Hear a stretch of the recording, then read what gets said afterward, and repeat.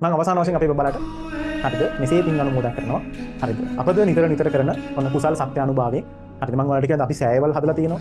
හරිද විශේෂයෙන් ඊට පස්සේ අපි සකස් කරලා තියෙනවා මේ ධර්මශාලා විශේෂ මහා අතිවිශාල පින්කම් කරලා තියෙනවා. ඒ පින්කම් කරලා තියෙන්නේ ඔබගේද මුදල් වල දායකත්වය. හරිද ඔබද අපි ගුරු කියලා පිළිගරගෙන පන්තියට ආපු නිසා අපි ගොඩ පින් කරගන්නවා. හරිද සහ ඔබ නිසා තව ළමයි ඔබ පණිවිඩ දුන්නා තව ළමයිට.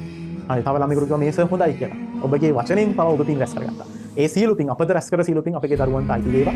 හරි මේ පින් අනුභවයෙන් අපේ දරුවන්ගේ මේ විභාගයේ සාර්ථක වේවා.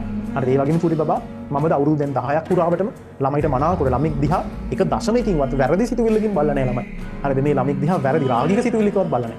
හරිද ළමෙක් දැස එහෙමවත් බලලා නැහැ. හැකින් බල්ලවත් නැහැ. ඒක කොහෙත්ම වෙලා නැහැ. මෙච්චර අවුරුදු ගාණක් පුරන අවුරුදු 10ක් තිස්සේ ගන්නවා. ඒකම දශමයක සිතුවිල්ලක් මම හදාගෙන නැහැ ළමෙක් සම්බන්ධයෙන්. ළමෙක් ලෙසම දැකලා ඒ දරුවන්ට අනුකම්පා පිණිසමයි මම මෙච්චර කල් මේ අවුරුදු ගාණක් පුරාට උගන්ලා තියෙන්නේ. ඒ අනුභවයේ සත්‍ය ඒ සත්‍ය අනුභවයෙන් අපේ දරුවන්ගේ මේ විභාග මාව විශ්වාස කළා අපේ දරුවන්ගේ මේ විභාගේ ඊටාම හොඳින් අර ස්ට්‍රෙස් නැතුව මානසික ආතතිය අඩු වෙන්නේ. අන්ට පුළුවන් තරම් මේ දින කිහිපයක් ඊටාම හොඳින් වැඩ කරගන්න අපේ දරුවන්ට ශක්තිය ධෛර්යය වාසනාව ලැබේවා. හරි ඒ වගේම සියලු දෙවි දේවතාවුන් වහන්සේලාගේ අනුභව බලමු.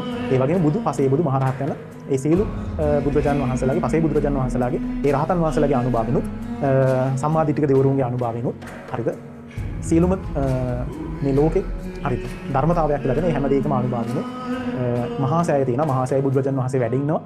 මහා සෑය සත්‍ය අනුභවිනුත් මේ ලංකාවේ හරිද ඕන තරම් සෑය රජාණන් වහන්සේලා ඉන්නවා. ඒ සෑය රජාණන් වහන්සේලාගේ සත්‍ය අනුභවිනුත් අපේගේද යම් ගුණ ඇති. ඒ අපේ ගුණවලද සත්‍ය අනුභවය අපේ දරුවන්ගේද ගුණ ඇති. ඒ සීළු දෙනාගේ සත්‍ය අනුභවයනුත් අපේ සීළු දෙනා දරුවෝ එක ලෙස හිතන්න අපි සීළු දෙනාගේ සත්‍ය අනුභවය මේ පන්තියේ ඉන්න සීළු දරුවන්ට සෙත් වේවා. මේ විභාගයේ ඉන්න සීළු දරුවන්ට සෙත් වේවා. ඊටාම හොඳින් මානසික ආතතිය නැතුව ඊටාම සැහැල්ලුව විභාග ලියන්න ශක්තිය ධෛර්යය වාසනාව ලැබේවා.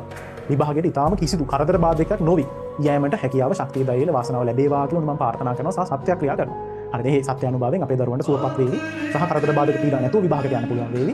හරිද ජීවිතේ 100%ක්ම සාර්ථක වෙන්න මේකත් හේතු වේවා වාසනාව වේවා කියලා මම ප්‍රාර්ථනා කරනවා. හරි එහෙනම් බබාලා ටික හරිද වැඩි අනගාටු නොවි වැඩ ටික හොඳින් කරගන්න මේ දින කිහිපේ. හරිද දවස් 4 දින අවසාන මොහොතේ කියන්නේ මේ දින 4 5 නැත්නම් මේ පැය කීපේ විභාගයට පහුවදා කියන මොහොත. ඇති හොඳටම ඇති. ඒ 9ක් ගන්න ඔයාගේ ලකුණු මට්ටම බිඳු වුණා. මේ කිහිපයක් ඒ 9ක් ගන්න හොඳටම ඇති.